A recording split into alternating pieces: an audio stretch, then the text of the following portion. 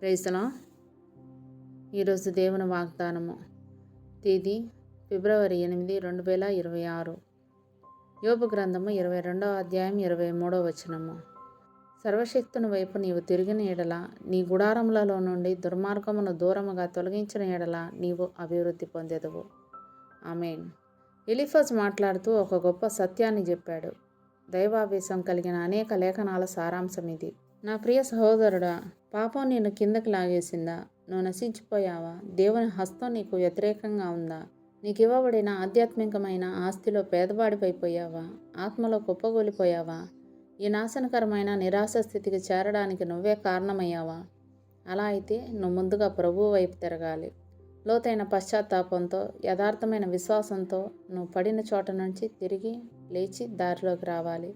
ఇది నీ బాధ్యత. ఎందుకంటే దేవుడు నీకు అప్పగించిన పనిలో నుండి, నువ్వు చేస్తానన్న సేవలో నుండి నీకు నువ్వుగా తప్పిపోయావు.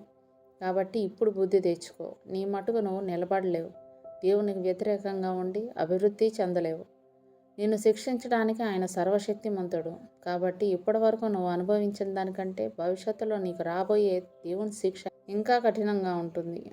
ఇదంతా తెలుసుకొని ప్రభు దారిలోకి రావాలి. ఎంత గొప్ప వాగ్దానం నిన్ను ఆహ్వానిస్తుందో చూడు.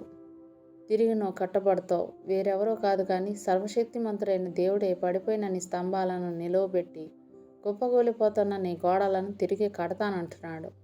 యథార్థంగా నీ తప్పులన్నీ ఒప్పుకుంటే నీకు నెమ్మది కలుగుతుంది. విధేయతతో కూడిన నీ విశ్వాసం నిన్ను ఆదరిస్తుంది. ఈ పని చేస్తే నీకు అంతా మంచే జరుగుతుంది.